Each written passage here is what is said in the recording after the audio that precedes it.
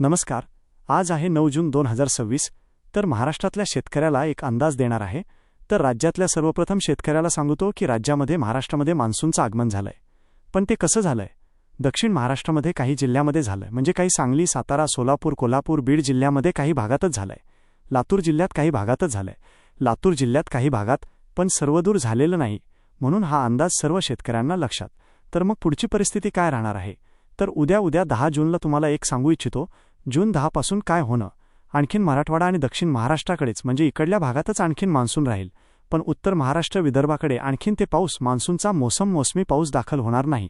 म्हणून हा अंदाज लक्षात घ्यायचा.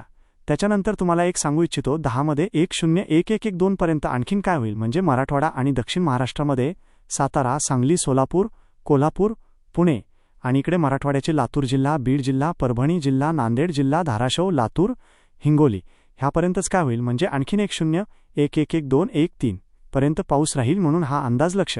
पण हे सगळीकडे मान्सूनचा मोसमी पाऊस पडणार नाही. काही भागातच पडला. जिथं पडला तिथं जास्त पडायला, सर्वदूर काही पडणार. म्हणून हा अंदाज लक्षात यायचा.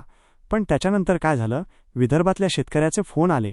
तर मग विदर्भामध्ये आणि उत्तर महाराष्ट्रामध्ये नंदुरबार जिल्हा झालं, धुळे जिल्हा झालं. त्याच्यानंतर विदर्भामध्ये नागपूर, तिकडे म्हणजे काय परिस्थिती राहील? तर त्या शेतकऱ्याला सांगू इच्छितो की काय होणार आहे, म्हणजे 13 तारखेपासून 13-14 पासून ते मग 1-6-1-7-1-8 पर्यंत मग काय होईल? उत्तर महाराष्ट्र आणि विदर्भाकडे मोसमी पाऊस दाखल व्हायला सुरुवात होईल. पण हे पाऊस सगळीकडे दाखल होणार नाही, कारण की काही भागांमध्येच दाखल होईल. म्हणजे याच्यामध्ये जास्त असा जोर नाही.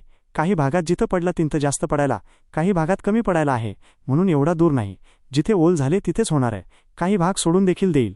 पण हे करत असताना तुम्हाला सांगू इच्छितो की 1-3-1-4-1-5च्या दरम्यान मग मुंबईला देखील, नाशिककडे देखील, मुंबईला देखील पाऊस बघायला भेटेल. पुण्याकडे देखील मोसमी पाऊस बघायला भेटेल.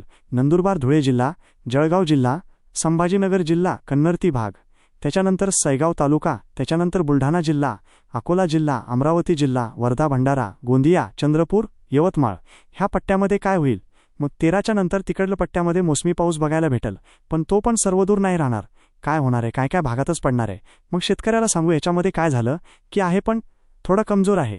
तर शेतकऱ्याला एक विनंती की जमिनीमध्ये जर ओल असेल तरच पेरणीचा निर्णय घ्या, नता घेऊ नका. मी पहिल्यापासूनच म्हणलो होतो की यावर्षी पेरणीचे 3 टप्पे होणार आहे, 1-7 ते 14 मध्ये. मग आता दक्षिण महाराष्ट्र, कोल्हापूर, सांगली तिकडे पाऊस झाला, त्यांच्याकडे ओल असेल तर पेरणी करू शकते. समजा की ते त्यांचा निर्णय घेतील. त्याच्यानंतर काय होणार आहे? जूनच्या शेवटच्या आठवड्यात, म्हणजे 20 ते 30 जून, 20 ते जून 30 मध्ये एक पेरणीचा टप्पा राहील. मग त्याच्यामध्ये देखील महाराष्ट्रामध्ये पाऊस पडणार आहे. आणि त्याच्यामधून जर काही शेतकरी उरले तर जुलै 10 ते जुलै 15 मध्ये पाऊस येईल आणि त्याच्यामध्ये सर्व शेतकऱ्याची पेरणी होणार आहे. म्हणून हा अंदाज पण उत्तर महाराष्ट्र, खास करून उत्तर महाराष्ट्रातल्या शेतकऱ्याचे काही मिरची लागवड आहे, त्यांच्या विहिरीचे पाणी संपलेत, मग ते पाऊस येणाऱ्या प्रतीक्षेत. तर त्यांच्या उत्तर महाराष्ट्र, कन्नड तालुका, सिलकर्द, त्याच्यानंतर जळगाव जिल्हा, नंदुरबार जिल्हा, धुळे जिल्हा, त्या शेतकऱ्याला सांगू इच्छितो ते की पारोळा तालुका, की तुमच्याकडे मात्र 13 तारखेपासून, जून 13 पासून ते 17-18 पर्यंत दररोज वेगवेगळ्या भागामध्ये विखुरलेल्या स्वरूपासून ते 17-18 पर्यंत दररोज वेगवेगळ्या भागामध्ये विखुरलेल्या स्वरूपाचा मोसमी पाऊस दाखवलोय. सर्वदूर नाही पडणार, पण वेगवेगळ्या भागात पडणार आहे. म्हणून हे अंदाज शेतकऱ्यांनी खेळायचा. त्याच्यानंतर विदर्भामध्ये देखील अशीच परिस्थिती राहील.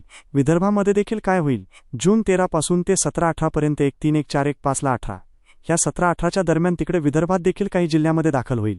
पण हे सगळीकडे दाखल होणार नाही. काही भागात जून 20 ते जून 30 मध्ये होईल.